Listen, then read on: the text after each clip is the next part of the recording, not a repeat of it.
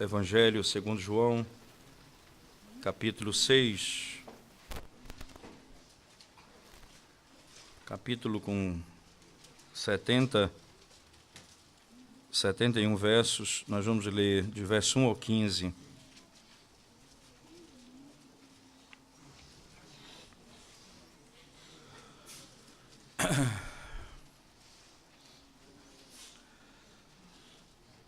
Depois destas coisas, atravessou Jesus o mar da Galileia, que é o de Tiberíades. Seguia-o numerosa multidão, porque tinham visto os sinais que ele fazia na cura dos enfermos. Então subiu Jesus ao monte e assentou-se ali com seus discípulos. Ora, a Páscoa, festa dos judeus, estava próxima. Então, Jesus, erguendo os olhos e vendo que grande multidão vinha ter com ele, disse a Filipe: onde compraremos pães para lhes dar a comer? Mas dizia isto para o experimentar, porque ele bem sabia o que estava para fazer. Respondeu-lhe Filipe: não lhes bastariam 200 denários de pão para receber cada um o seu pedaço. Um de seus discípulos, chamado André, irmão de Simão Pedro, informou a Jesus: está aí um rapaz que tem 5 pães de cevada e 2 peixinhos. Mas isto que é para tanta gente? Disse Jesus: fazei o povo assentar-se.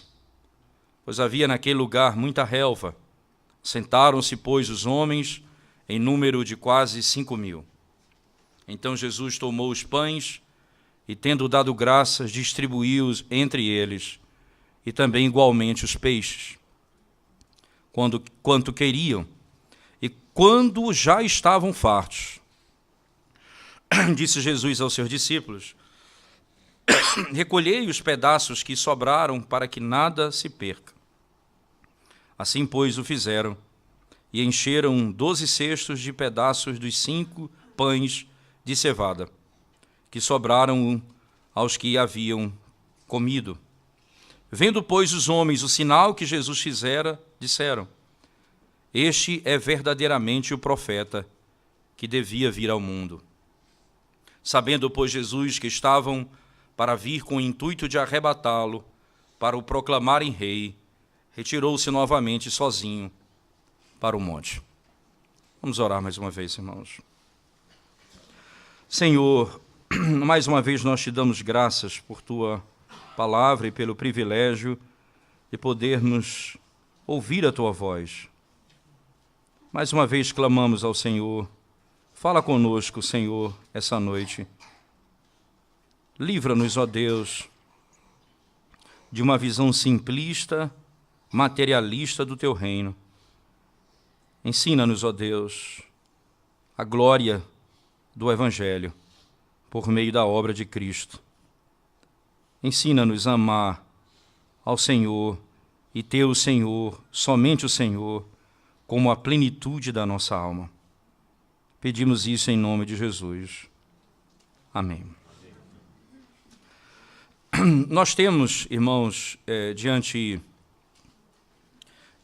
de nós uma narrativa que, como sequenciada no Evangelho de João, ela nos remonta a um conceito bem interessante do que vem acontecendo até então. Só para que possamos nos situar, já passaram, são 3 domingos longe de João, e esse é o 4º domingo, estamos voltando para João hoje. Então, deixa eu situá-los em que pé nós nos encontramos para podermos continuar nossa marcha, nossa caminhada.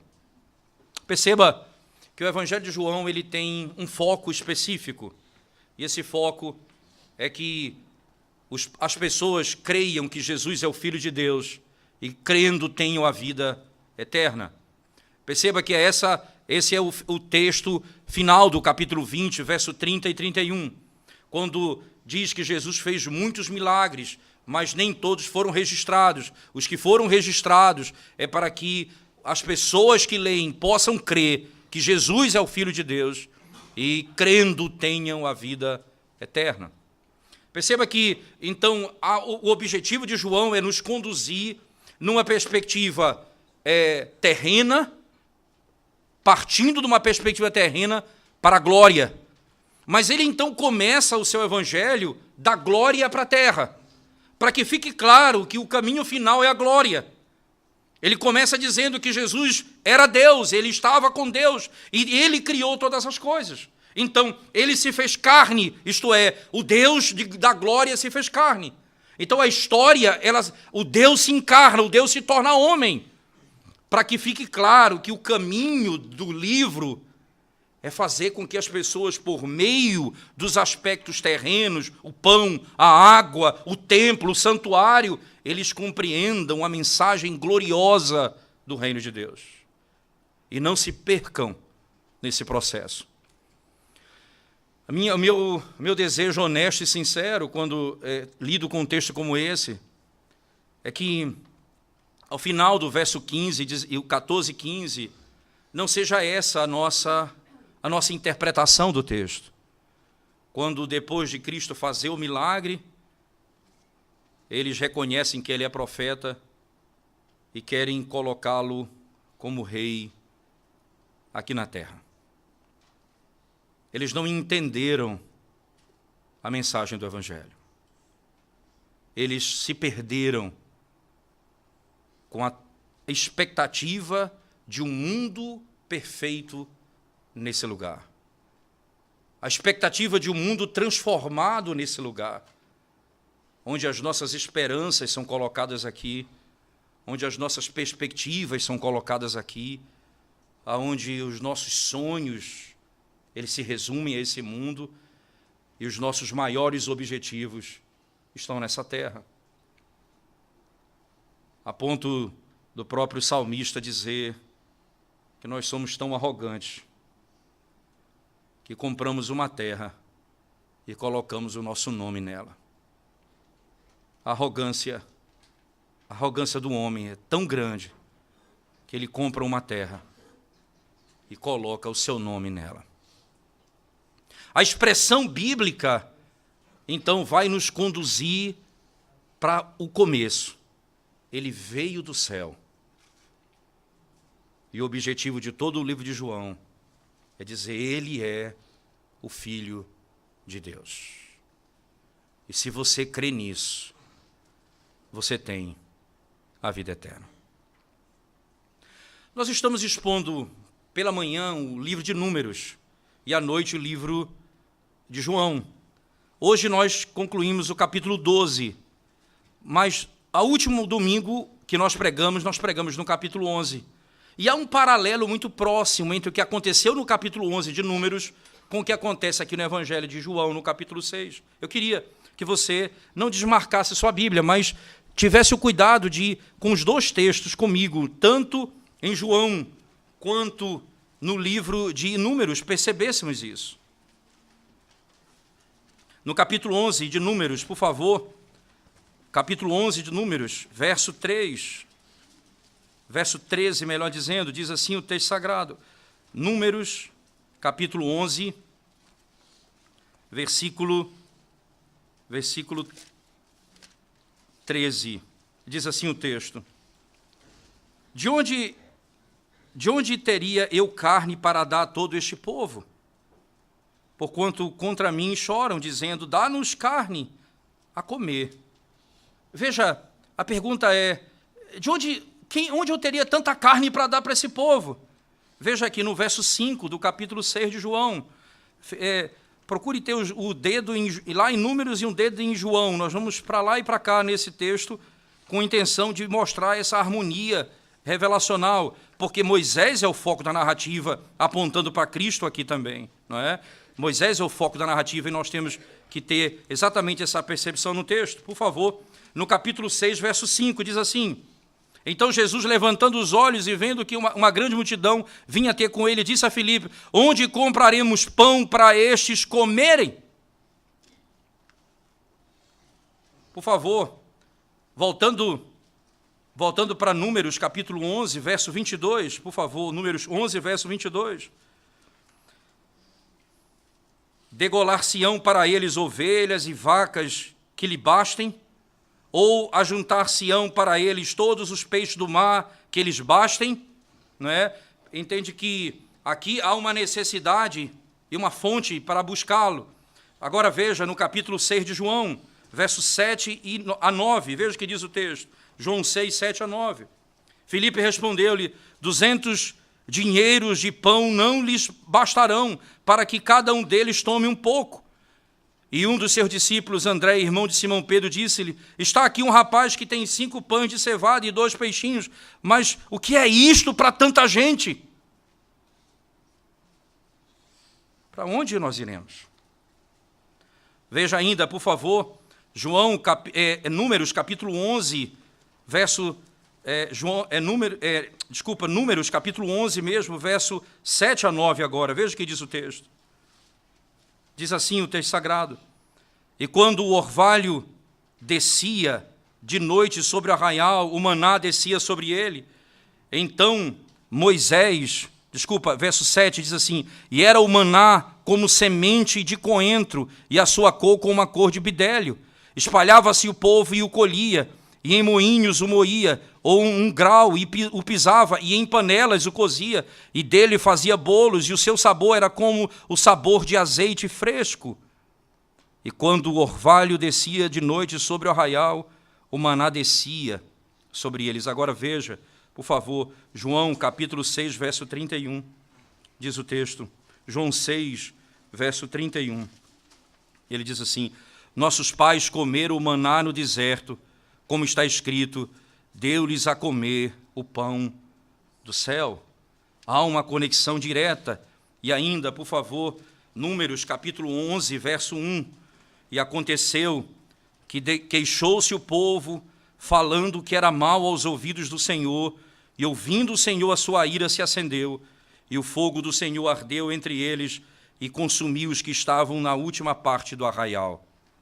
Volte comigo para João capítulo 6, verso 41 a 43, veja o texto que diz, murmuravam, pois, dele os judeus, porque dissera, eu sou o pão que desceu do céu. E diziam, não é este Jesus, o filho de José, cujo pai e mãe nós conhecemos, como por dizer, ele desci do céu? Respondeu, pois, Jesus e disse-lhes, não murmureis entre vós. Mesma murmuração lá no texto. E por último, a última relação, Números, capítulo 11, verso 13, por favor. De onde teria eu carne para dar a todo este povo, porquanto contra mim choram, dizendo, dá-nos comer carne. Veja João 6,51 mais uma vez. João 6,51, ele diz, eu sou o pão vivo que desceu do céu. Se alguém comer deste pão, viverá para sempre.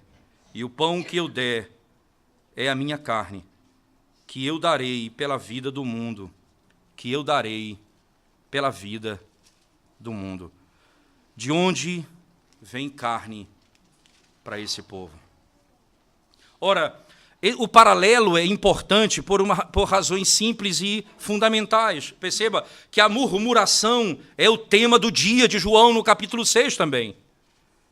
E agora o Senhor está diante de uma multidão. E ele então vai alimentar esse povo. Ele vai lidar de novo com a questão do alimento. E agora esse povo está aprendendo com ele. Volte comigo para João, onde nós vamos nos deter num texto especificamente. Veja, o Senhor então diz as seguintes palavras. O Senhor partiu para o outro lado do mar da Galileia, que é o de Tiberíades.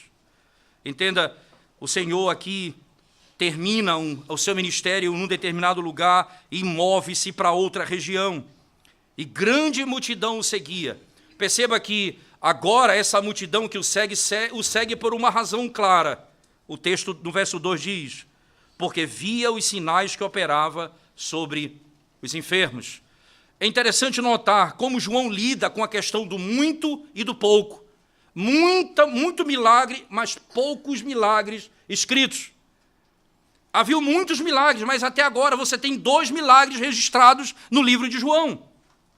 Porque a tese de João no final é, muitos milagres foram feitos, mas os que foram registrados, para que se entenda isso, perceba, Ele selecionou alguns milagres para que ficasse claro o propósito de Deus, para que Cristo fosse conhecido e quem cresce no seu nome fosse salvo. João, então, trabalha com esse conceito. Muitos milagres, mas ainda o registro são muito poucos, porque os milagres têm um propósito muito claro para João. No verso 3 ainda, por favor, ele diz: e Jesus subiu ao monte e assentou-se ali com seus discípulos. Perceba que, nesse momento da narrativa, irmãos, essa é uma imagem interessante. Jesus, ele sobe ao monte para ensinar. Essa é uma imagem importante porque em João vai ficar claro a relação que eles vão fazer entre Cristo e Moisés. Daí a associação do maná, do capítulo 6 como um todo, e aquilo que acontece especificamente em Números, capítulo 11. A ligação entre Moisés e Cristo. A ideia de que o profeta, que era Moisés, apontava para um profeta superior. A ideia de que Moisés, que alimentava o povo naquele lugar, apontava para Cristo, que era não alimentaria o povo, mas ele era o próprio alimento. Eu sou o pão que desceu do céu. Nesse sentido, a imagem ela é próxima de Moisés. Ele sobe ao monte para ensinar. Jesus Cristo sobe ao monte e ali ele se assenta com seus discípulos. E João descreve, veja, não se sabe exatamente que monte é esse, existem várias possibilidades, mas o detalhe do texto é, ele subiu ao monte e assentou-se ali com seus discípulos. Mas aí vem uma outra informação, e a Páscoa, a festa dos judeus, estava próxima. Perceba que os detalhes que João vai costurando no texto, não é, nos ajuda a entender um pouco do seu propósito aqui, particularmente na narrativa. Por que ele cita a festa da Páscoa? Óbvio, porque estava se aproximando, como ele diz, não era exatamente o dia da Páscoa, a festa estava se aproximando. Não se sabe quanto tempo, 1 mês, 2 meses, mas a festa estava se aproximando. E essa festa, então, ela tinha um caráter muito claro para o povo de Israel. Era a festa da libertação do povo do cativeiro egípcio, quando eles que eram escravos foram libertos por meio do sacrifício do cordeiro, como está descrito lá em Êxodo no capítulo 12.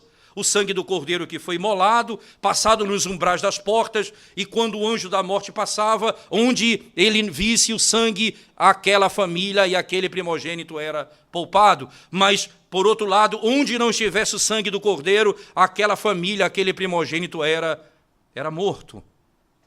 Lá, na família que tinha o sangue, o primogênito era poupado. Onde não havia o sangue, o primogênito era morto, como um princípio claro do juízo de Deus sobre aquele povo.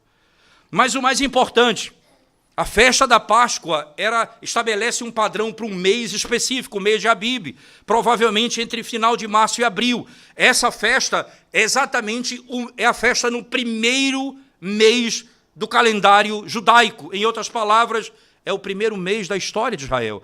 Porque em Êxodo 12, no início do capítulo 12, ele diz, esse é o principal mês do ano, porque o ano é o mês da libertação do cativeiro. E eles celebravam essa festa, eles celebravam a libertação. E agora Israel está ali. Moisés, imagina, Moisés assentado com eles no monte, que era para onde Moisés apontava. O povo assentado com eles, aprendendo o seu ensinamento, e a festa da Páscoa se aproximando. A imagem da história de Israel diante dos olhos deles. Só que aí vem um elemento importante na narrativa, e parece desviar o foco, mas não, ele está exatamente caminhando na mesma direção. Acompanhe comigo, diz o verso 5, então Jesus, levantando os olhos e vendo que uma grande multidão vinha ter com ele, disse a Filipe, onde compraremos pão para estes comerem? Interessante, não é? E a resposta já se sabia. Veja que João vai colocar no verso seguinte, ele dizia isso para experimentá-lo. Mas ele dizia isto para experimentar, porque ele bem sabia o que havia de fazer. Ele fez isso para o experimentar. Perceba que Jesus ele vai experimentar muitos nesse processo, até aqui no capítulo 6 de João. No capítulo 2, ele mostra que ao transformar a água em vinho, ele está mostrando toda a história da redenção. O Antigo Testamento, as verdades da Antiga Aliança, elas são boas, elas são como a água, mas agora o que vai se cumprir em Cristo é melhor, é o vinho, é o que é melhor para o povo, é mais glorioso do que as verdades da Antiga Aliança. E aí ele segue testando, ele olha para o templo na sequência do texto e diz, esse templo vai ser destruído. E então ele testa aqueles homens e eles dizem, como pode? Demorou tanto tempo para reconstruir e o Senhor vai destruir e em 3 dias vai reconstruir. Ele estava falando dele, eles não passaram no teste.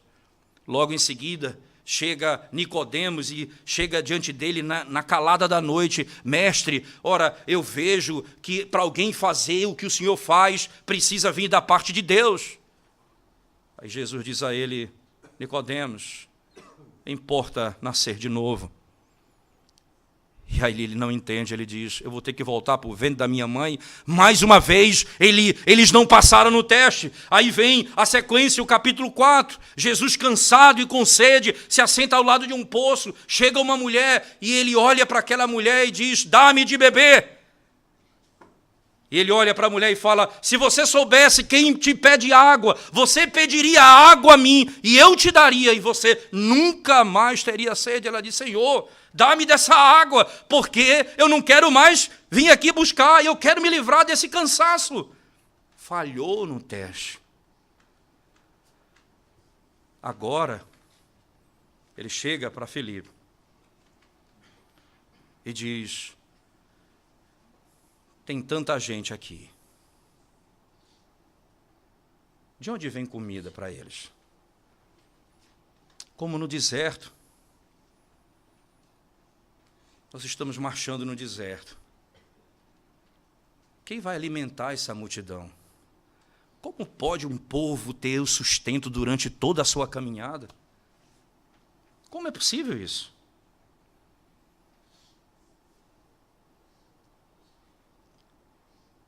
Filipe falhou no teste. Veja o texto, por favor. Verso 7. Filipe respondeu-lhe, 200 dinheiros de pão não lhes bastarão. Ora, é um salário de 8 meses. Não dá. Se eu pegar 8 meses de trabalho, eu não posso sustentar esse povo. Para que cada um deles tome um pouco. Não se farte, não. É para que eles tenham um pouco.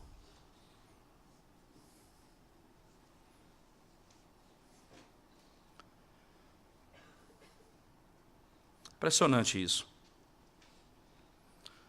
Como que às vezes nós usamos as reais situações da vida para nos esquecermos das gloriosas verdades da eternidade. Quando deveria ser o contrário. Eu sempre digo, e já contei isso para os irmãos nos primeiros dias da congregação, sempre digo isso. Talvez os dias mais gloriosos da minha vida, quando, recém-casado, vivíamos com um salário mínimo. Não tínhamos os móveis da nossa casa.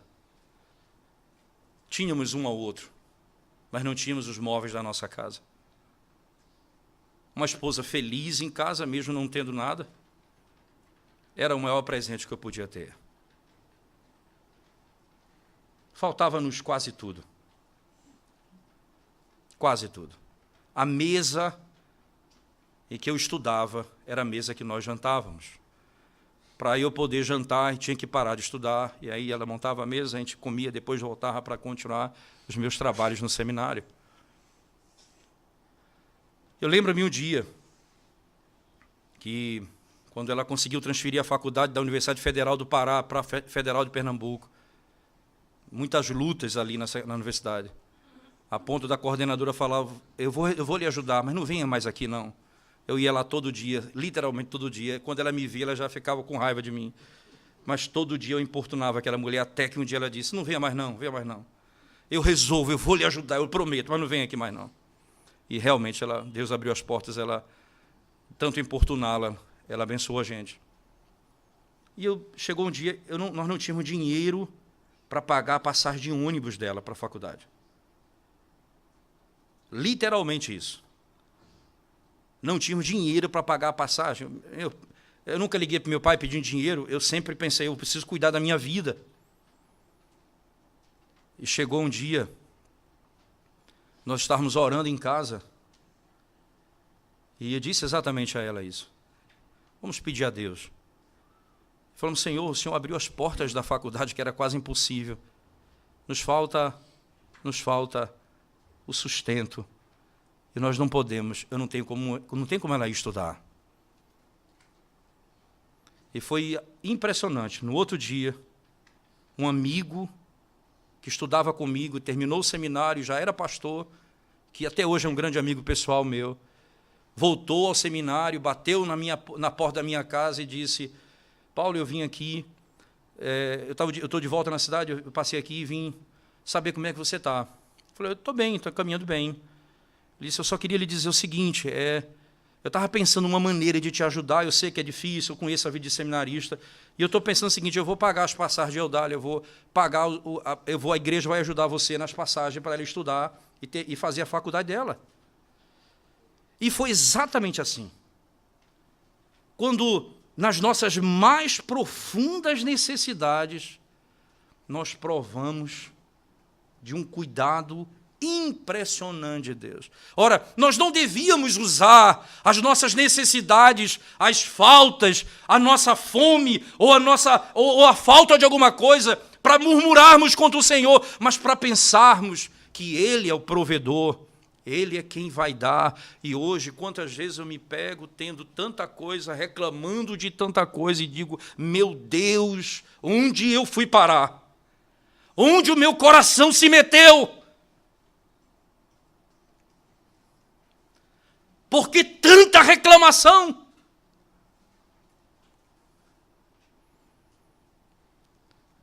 Aquela multidão não tinha o que comer. E nós pensamos na real dificuldade. E a real dificuldade é o dinheiro de 8 meses de trabalho não alimenta esse povo. Mas nós estamos diante do Criador do universo. Eles não tinham entendimento. Ele foi quem fez os céus e a terra, e Ele se tornou homem. Não perdemos de vista isso. Nós não estamos diante de um homem como nós, sim, um homem com a nossa natureza, porque morreu pelo nosso pecado, mas estamos diante de um homem que é também verdadeiramente Deus. E ali está a glória. Ali está o Criador do universo. E eles perguntam,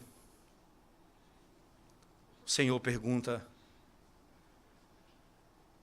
será que tem como dar comida para esse povo? É a pergunta que Deus faz para você hoje. Será que dá para você sustentar a sua casa? Será que dá para você viver com o que tem? Será que dá?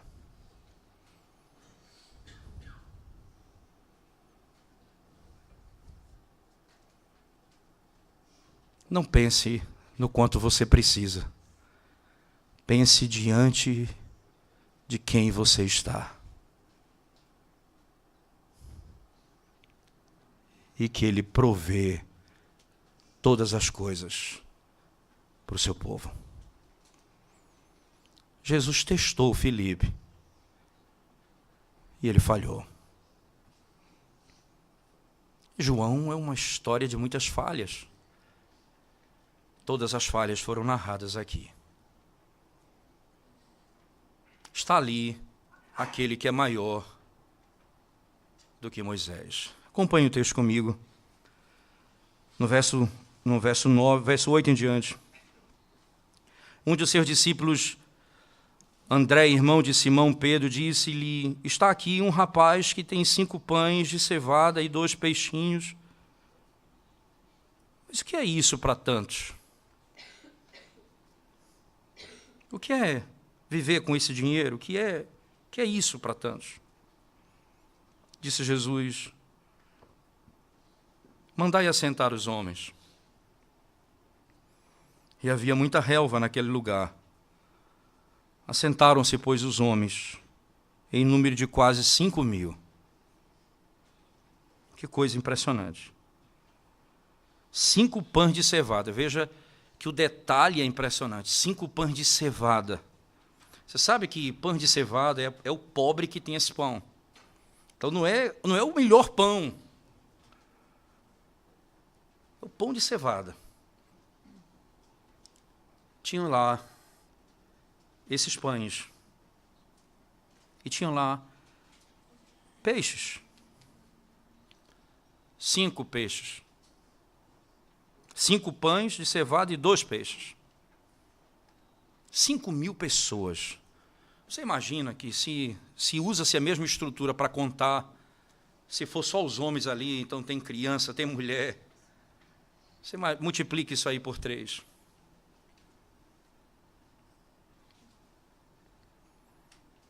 Mas só tem 5 pães e 2 peixes. Essa é a realidade do homem. Porque esse é o momento que o Senhor nos encurrala no entendimento sem fim aqui. Isto é, perceba, o que o Senhor está nos dizendo é: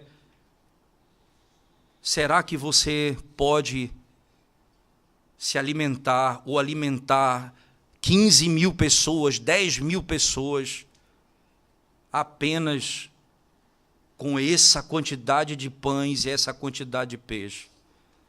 Porque a pergunta, ela matematicamente, ela é nítida a resposta: não, eu não posso manter. Não, eu não posso dar de comer para esse povo. É a resposta lógica. Mas aqui nós não estamos falando disso. A pergunta é: vocês entendem o que eu estou perguntando para vocês? Eu não estou falando de pão que satisfaz o seu corpo. Eu não estou falando disso. Não é esse o problema de vocês. Porque veja comigo, por favor, verso 26 do capítulo 6 de João. Jesus respondeu-lhes e disse: na verdade vos digo, que me buscais, não pelos sinais que vistes, mas porque comestes do pão e vos saciaste. Vocês estão com fome. E eu vejo que Cristo vai fazer.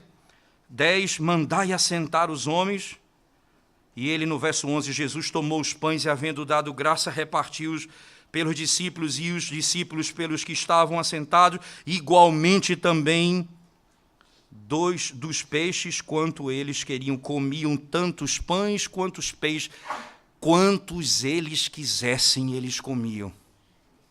Eles se fartaram de pão. Veja a sequência no verso 12. Quando estavam saciados, disse aos seus discípulos, eles já não aguentavam mais de comer: recolhei os pedaços que sobejaram, para que nada se perca.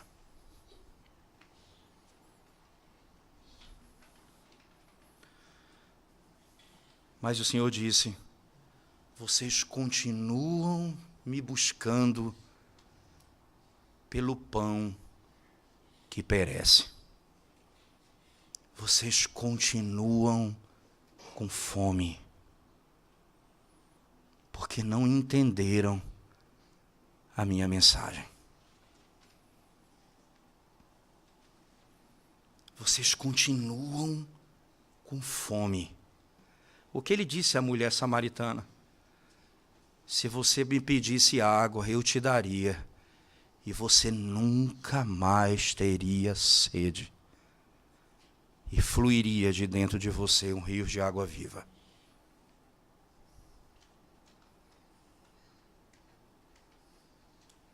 Eu estou falando dessa satisfação.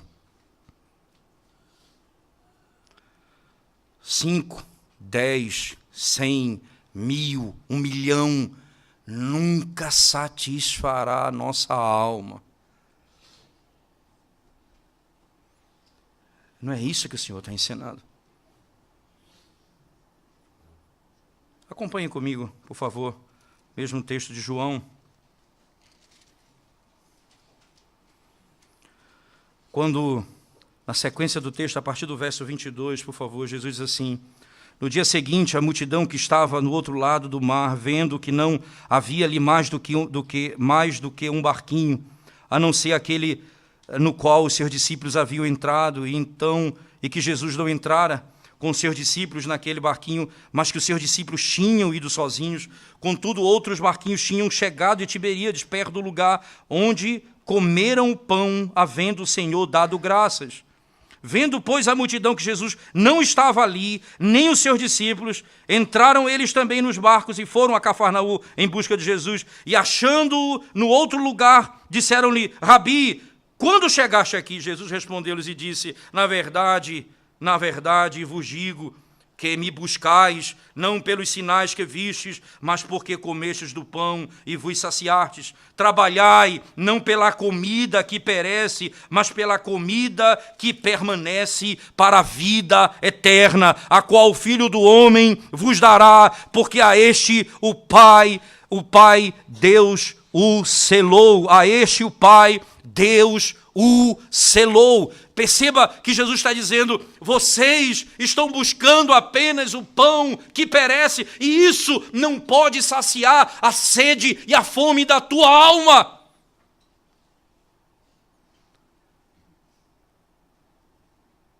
Isso mata a tua fome por um tempo determinado, mas não a tua alma. Porque Jesus vai dizer o que é que mata a fome do homem. Verso 41 em diante. Na sequência do próprio texto, do verso 28 em diante, ele diz: disseram-lhe, pois, que faremos para executarmos as obras de Deus? Jesus respondeu e disse-lhes: a obra de Deus é esta, que creiais naquele que ele enviou. Veja, a multiplicação dos pães não é para você vir atrás de mim para ter comida. É para saber que eu sou filho de Deus. E se você crer no meu nome, você tem a vida eterna. E todas as coisas te serão dadas. Preste atenção na sequência do texto. Disseram-lhe, pois, que sinal, pois, fazes tu para que o vejamos e creiamos em ti? Que operas tu? Nossos pais comeram o maná no deserto, como está escrito: deu-lhes a comer o pão do céu. Disse-lhes, pois, Jesus: na verdade vos digo, Moisés não vos deu o pão do céu, mas meu Pai vos dá o verdadeiro pão do céu. Veja que a comparação lá, quando o maná que caía, que vinha do céu, veja, não foi Deus, não foi Moisés que deu, e aqui Jesus está exatamente comparando ele com Moisés. Moisés não deu o pão do céu, meu Pai deu o pão do céu. E Jesus vai dizer agora na sequência, por favor, porque o pão de Deus é aquele que desce do céu e dá vida ao mundo. Vocês estão preocupados com aquele que dá o pão? Eu sou o pão. E se você comer, você tem a vida eterna. Se você se alimentar, você tem a vida eterna. Disseram-lhe, pois, Senhor, dá-nos sempre desse pão. Jesus lhe disse: eu sou o pão da vida. Aquele que vem a mim não terá fome, e quem crê em mim nunca terá sede. Perceba, isso vai saciar a tua fome e a tua sede. Agora o Senhor está dizendo exatamente isso. Eu sou o pão, e quem come desse pão não tem mais fome. Mas se você me segue pelo pão que perece, vocês vão viver a vida inteira atrás dessas coisas, porque para ter satisfação nessas coisas. E veja qual o resultado dessa lógica de que Jesus estabeleceu no próprio texto de João, na sequência do texto que nós estamos analisando, no capítulo 6, por favor. O Senhor diz assim, no versículo 12 em diante: e quando estavam saciados, disse aos seus discípulos: recolhei os pedaços que sobejaram para que nada se perca. Recolheram, pois, e encheram 12 cestos de pedaços dos 5 pães de cevada que sobejaram aos que haviam comido. Vendo, pois, aqueles homens o milagre que Jesus tinha feito, diziam: este é verdadeiramente o profeta que devia vir ao mundo. Veja que coisa interessante. Eles creram que Jesus é o profeta, mas perceba, irmãos, eles entenderam parte do raciocínio do pacto antigo para o pacto novo, da nova aliança. Por que eles perceberam apenas parte? Eles entenderam uma associação com Moisés. Jesus se assenta no monte e ensina. Ele chega na Páscoa e ele começa a instruí-los. E ele faz com que apenas alguns pães e uns peixes possam alimentar uma multidão, como o Senhor fez no deserto. Então ele disse: ora, esse é Moisés. Jesus já disse lá no capítulo que nós acabamos, na sequência do texto que acabamos de ler: Moisés não deu pão, não deu maná, o meu Pai deu o pão que vem do céu, e eu sou o pão que desceu do céu. Perceba, a diferença é essa. Vocês não estão entendendo. Sim, Moisés disse que viria um profeta semelhante a ele, e vocês deveriam ouvi-lo. E esse sou eu. Mas Moisés, não sou eu sou superior a Moisés. Moisés orou e Deus derramou o pão do céu. Não foi Moisés, e quem está dando o pão sou eu sou o pão que vem do céu. E perceba como a lógica é muito clara. Quando o seu mundo está voltado apenas para as coisas dessa terra, você pensa no reino aqui também. Vamos fazer de Cristo um rei dessa terra. Veja o verso 15. Sabendo, pois, Jesus que haviam de vir arrebatá-lo para o fazerem rei, porque isso é lógico.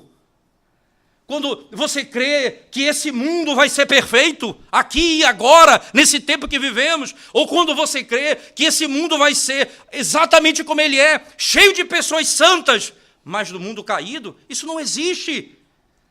Esse mundo vai ser destruído pelo fogo, vai ser refeito. Deus está dizendo exatamente, veja, que ele diz que ele é superior a Moisés, agora ele vai dizer que ele é superior a esse reino. Lá no próprio Evangelho de João, capítulo 18. Abra comigo a sua Bíblia, por favor. João 18.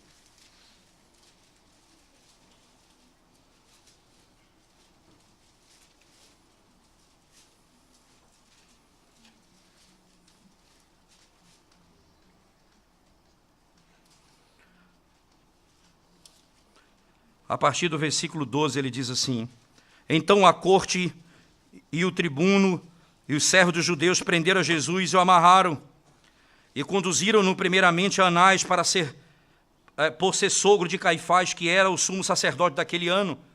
Ora, Caifás era quem tinha aconselhado os judeus que convinha que um homem morresse pelo povo. E Simão Pedro e outros discípulos seguiam a Jesus. E este discípulo era conhecido do sumo sacerdote, e entrou com Jesus na sala do sumo sacerdote. E Pedro estava da parte de fora, a porta. Saiu então outro discípulo, que era conhecido do sumo sacerdote, e falou à porteira, levando Pedro para dentro. Então a porteira disse a Pedro: não és tu também dos discípulos deste homem? Disse: não sou. Ora, estavam ali os servos e os servidores que tinham feito brasas e se aguentavam porque fazia frio, e com eles estava Pedro, aquentando-se também. E o sumo sacerdote interrogou Jesus acerca de seus discípulos e da sua doutrina. Jesus lhe respondeu: eu falei abertamente ao mundo. Eu sempre ensinei na sinagoga e no templo, onde os judeus sempre se ajuntam, e nada disse em oculto. Para que me perguntas a mim? Perguntas aos que ouviram o que lhes ensinei. Eis que eles sabem o que eu lhes tenho dito. E tendo dito isto, um dos servidores que ali estavam deu uma bofetada em Jesus, dizendo: assim respondes ao sumo sacerdote? Respondeu-lhe Jesus: se falei mal, dá testemunho do mal. E se bem, por que me feres? Perceba, Jesus aqui está sendo esbofeteado pelos príncipes desse reino. Na sequência do texto, por favor, no verso 28 em diante. Depois levantaram Jesus da casa de Caifás para a audiência, e era pela manhã cedo, e não entraram na audiência para não se contaminarem, mas poderem comer a Páscoa. Então Pilatos saiu fora e disse-lhes: que acusação trazes contra esse homem? Responderam-lhe e disseram-lhe: se este não fosse malfeitor, não te entregaríamos. Disse-lhes, pois, Pilatos: levai-o vós e julgai segundo a vossa lei. Disseram-lhe então os judeus: a nós não nos é lícito matar pessoa alguma, para que se cumprisse a palavra que Jesus tinha dito, significando de que morte havia de morrer. Tornou, pois, a entrar Pilatos na audiência e chamou a Jesus e disse-lhe: tu és rei dos judeus? Veja, a pergunta aí, ele está sendo julgado por um rei, dentro de um tribunal de homens. E os comentaristas vão dizer, para que fique claro, que ele está num tribunal porque ele foi condenado como inocente. E é isso que o João vai mostrar. Agora ele entra e pergunta: que reino é esse? Acompanhe o texto comigo. Tu, pois, entra Pilatos na audiência e chamou Jesus e disse-lhe: tu és rei dos judeus? Respondeu-lhe Jesus: tu dizes isso de ti mesmo, ou disseram outros de mim?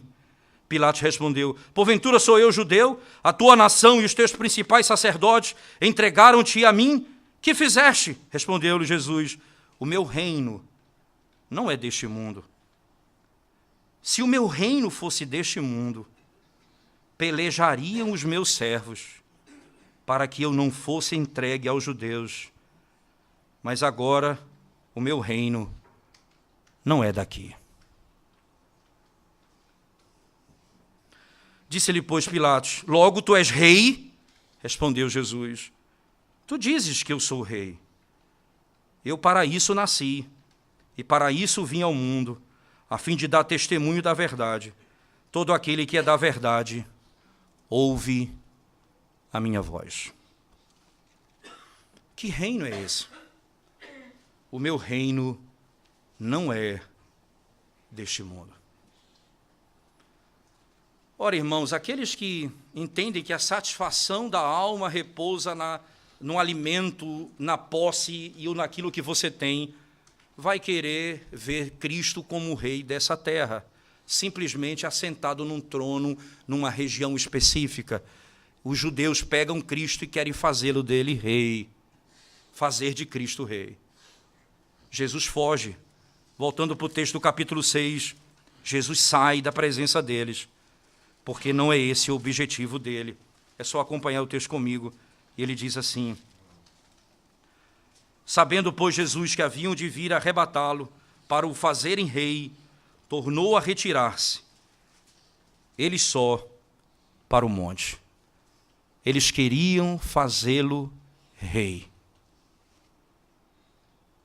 O meu reino não é deste mundo. O princípio que o Senhor Jesus estabelece aqui, irmãos, nos ajuda a entender a lógica do livro de João. Essas coisas, o pão, a água, o santuário, todas as coisas, elas não foram feitas para ser um fim em si mesmo e satisfazer a alma do homem. Todas essas coisas apontam para uma gloriosa verdade, O santuário é Cristo. O pão é Cristo. A água que mata a nossa sede é Cristo. E nós aprendemos então que essa é uma história de muitas falhas. E aqui nós nos associamos com esses homens. Isso tranquiliza meu coração. Quantos falharam? Desde o capítulo 2. Na festa, no santuário, Nicodemos, a mulher samaritana, Filipe. Porque essas pessoas são aqueles que têm fome, mas não entendiam o que é que satisfaz a sua alma.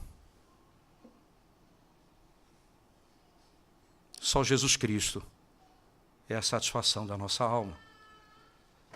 E isso também nos ajuda a entender uma outra verdade. Pode nos faltar pão, nos faltar água, nos faltar família, nos faltar trabalho, nos faltar saúde.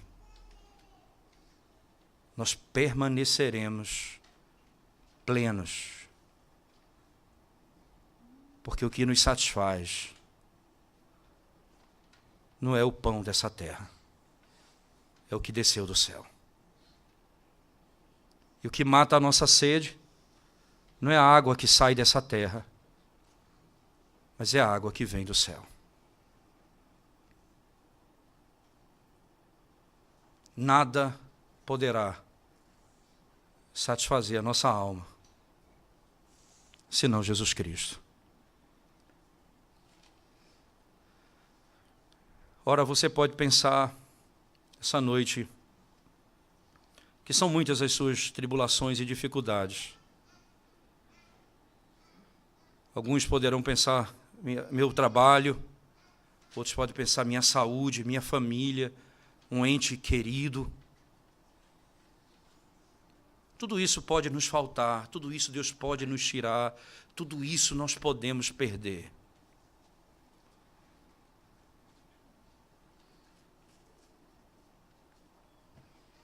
Mas se você comer do pão que desceu do céu, você nunca mais terá fome.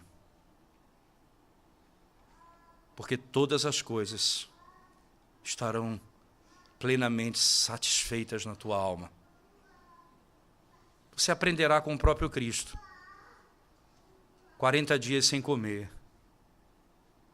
Ele disse, nem só de pão vive o homem, mas de toda a palavra que procede da boca de Deus. Nós aprenderemos com Ele a viver assim, plenos e satisfeitos, mesmo perdendo, mesmo nos sendo tirado coisas, mesmo nos faltando coisas. E a você que está aqui nessa noite e pensa talvez assim, eu sigo a Cristo porque Ele tem abençoado a minha vida. Ele tem abençoado o meu casamento, Ele tem abençoado meus filhos. Eu sou uma pessoa feliz com tantas coisas. Não, irmãos, não siga Cristo pelas essas coisas. Porque elas não são suficientes para satisfazer tua alma. Foi exatamente isso que Satanás falou para Deus acerca de Jó. Ele te segue porque o Senhor o abençoa. Tire as coisas dele e veja se ele te adora.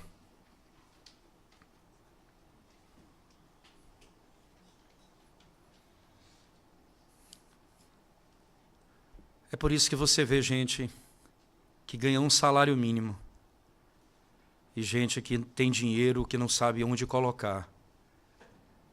E o que ganha um salário, não porque ganha um salário, E não porque tem pouco, mas porque tem a plenitude da sua vida em Cristo. Ele tem paz. E é feliz com tudo o que tem recebido da parte de Deus nesse mundo. E o indivíduo não tem onde colocar dinheiro, mas o seu coração, que busca a satisfação nessas coisas, vive em desespero.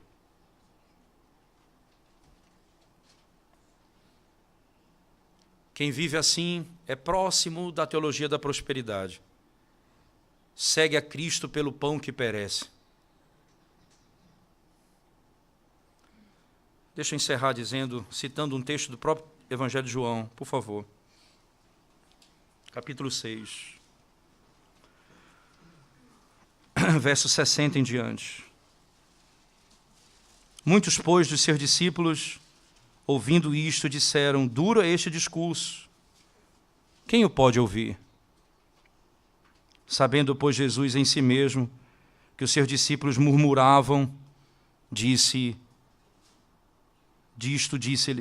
isto escandaliza-vos?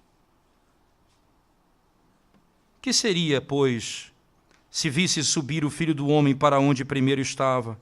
O Espírito é o que vivifica, a carne para nada aproveita.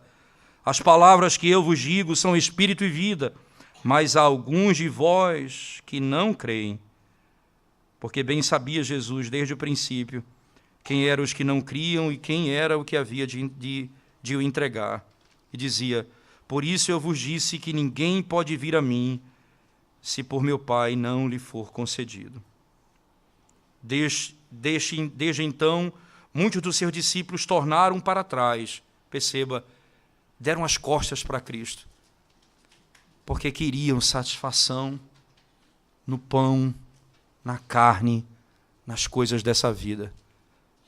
Eles deram as costas para Cristo e já não andavam mais com Ele. Então Jesus disse aos 12: quereis vós também retirar-vos? Quereis vós também retirar-vos? Respondeu-lhe, pois, Simão Pedro: Senhor, para quem iremos? Tu tens as palavras de vida eterna, e nós temos crido e conhecido que tu és o Cristo, o Filho do Deus vivente. Esse é o objetivo, esse é o foco. Não é a quantidade de pão, não é a falta de pão, é creia no Senhor Jesus Cristo, creia que Ele é o Filho de Deus, confia nele, e Ele satisfará todas as necessidades da tua alma. Para onde nós iremos, Senhor? Para onde nós fugiremos, Senhor? Se só tu tens as palavras de vida eterna. Vamos orar ao Senhor.